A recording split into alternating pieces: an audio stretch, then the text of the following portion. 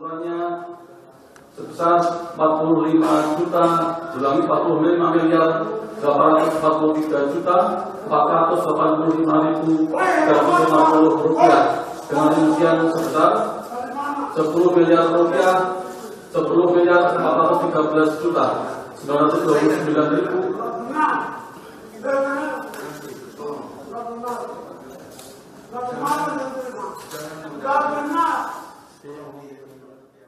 Slogan itu tampaknya hanya sekadar lip service sehingga banyak kadernya yang terciduk KPK. Menyedihkan memang, apalagi melihat perilaku Lukas NMB yang betul-betul membuat kita terenyuh dan terpaksa harus mengelus dada.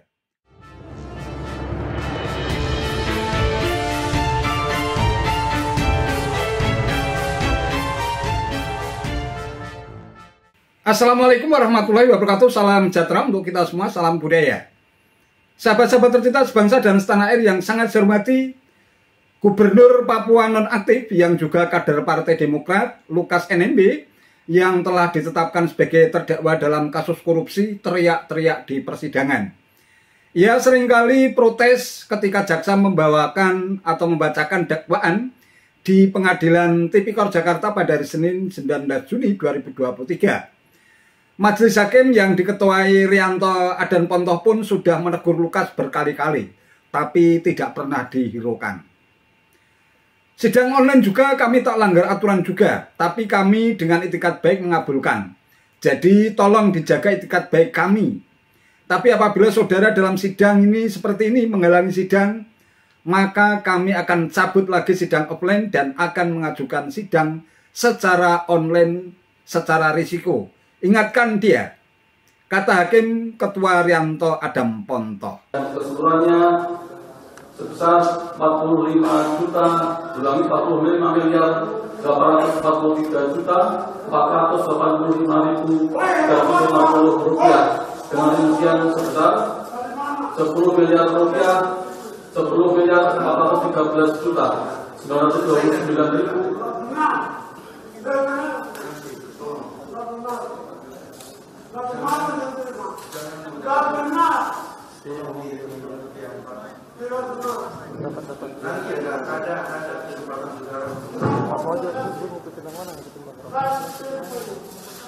Ya, saudara terdakwa dan mungkin ada keluarga terdakwa yang ada di sini ya.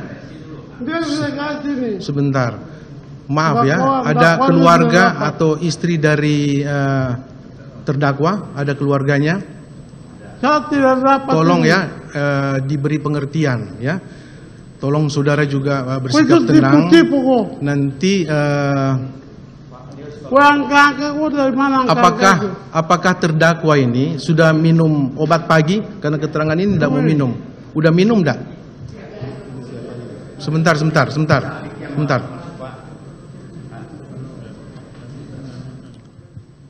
Saya hanya mau bertanya ya kepada keluarga terdakwa. Mohon maaf, tetap di tempat aja, Pak. Tetap di tempat aja. Mohon maaf, Pak, tetap di tempat aja. Tolong di luar.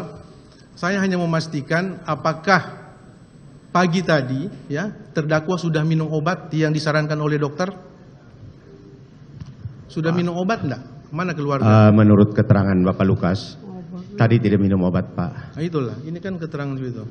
Ini masalah sakit kan susah, Pak. Kalau kita sakit tidak minum obat tentunya kan akan ada dampak dari itu. Jadi saudara yang saya bilang tadi, saudara harus disiplin. Batas tipu ini. Tidak benar. Tenang aja, selesaikan aja dulu. Nanti ada kesempatan saudara untuk menanggapi. Ya, ikuti aja dulu.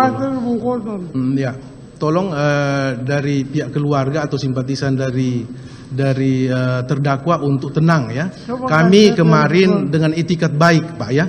Kami dengan itikat baik pada persidangan yang lalu mengabulkan permohonan saudara untuk sidang secara offline ya, seperti ini. Bukan online. Untuk persidangan secara online itu kami tidak melanggar aturan juga karena sudah di peraturan Mahkamah Agung nomor 4 sebagaimana sudah dijelaskan pada persidangan yang lalu dimungkinkan untuk sidang online ya. Tapi kami ya majelis hakim ya dengan itikat baik mengabulkan permohonan saudara.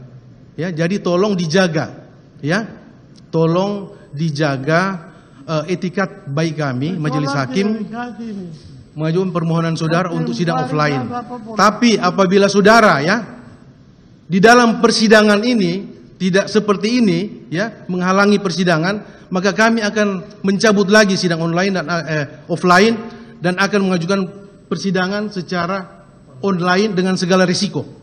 Ingatkan dia, ya, kami sudah bertikat baik untuk mengabulkan permohonan saudara. Tapi kalau persidangan gaya seperti ini, ya, kami akan mengeluarkan penetapan untuk sidang secara online lagi, Pak penuntut umum, ya. Dan mohon maaf untuk keluarga terdakwa, tolong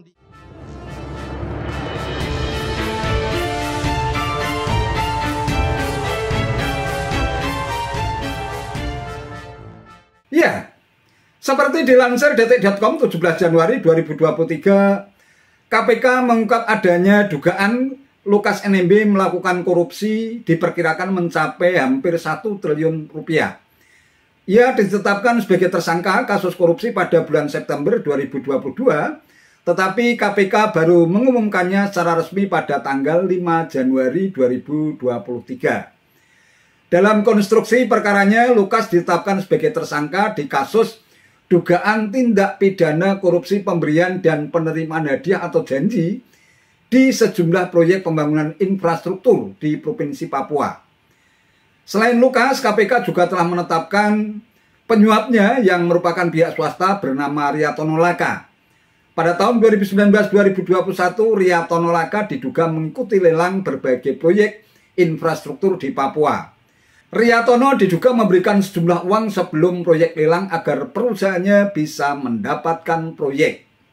Singkat cerita, akhirnya Riyatono pun mendapatkan 3 paket proyek, yaitu pertama proyek multi-years peningkatan Jalan Entrop Hamadi dengan nilai proyek 14,8 miliar rupiah. Kedua, proyek multi-years penataan lingkungan venue menembak outdoor Auri dengan nilai proyek 12,9 miliar rupiah. Yang ketiga, proyek multi-years rehab sarana dan prasarana penunjang paut integrasi dengan nilai proyek 13,3 miliar rupiah. Mungkin harus seperti itulah karma yang harus ditanggung oleh seorang koruptor. Serapat-rapatnya membungkus bangkai, akhirnya tercium juga bau busuknya. Akhirnya harus mengalami nasib setragis itu.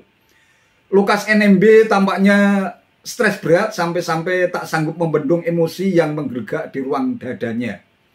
Mungkin Lukas sendiri tak bakal mengira kalau ulah korupnya bakal terendus oleh lembaga anti rasuah. Lukas NMB tentu saja makin memperpanjang daftar kader Demokrat yang terjerat kasus korupsi. Seperti dilansir jpnn.com, tanggal 10 Januari 2023, setidaknya sudah ada 11 orang pemangku jabatan partai berlogo bintang Mercy itu yang sudah merasakan rompi oranye. Yang pertama, Andi Malarangeng, ini ex-Menteri Pemuda dan Olahraga, kasus proyek Hambalang dengan hukuman 4 tahun penjara dan denda 200 juta rupiah. Yang kedua, Anas Urbaningrum, ex-Ketua Umum Partai Demokrat, terjerat kasus korupsi Hambalang dengan hukuman 14 tahun penjara dan denda 5 miliar rupiah. Yang ketiga, Jero Wacik, Wakil Sekjen DPP Partai Demokrat, terjerat kasus korupsi dana operasional menteri. Hukuman 4 tahun bui dan denda 150 juta rupiah. Yang keempat, Sultan Batugana, Ketua DPP Partai Demokrat dalam kasus korupsi ESDM dengan hukuman 10 tahun penjara dan denda 500 juta rupiah. Yang kelima, Angelina Sondax, ex-wakil sekjen Partai Demokrat, terjerat kasus korupsi Wisma Atlet dengan hukuman 10 tahun penjara, denda 500 juta rupiah, serta membayar uang ganti senilai 2,5 miliar rupiah dan 1,2 juta US dollar. Yang keenam, Muhammad Nasaruddin, ex-bendara umum Partai Demokrat, terjerat kasus pencucian uang dan korupsi Wisma Atlet dengan vonis 7 tahun penjara.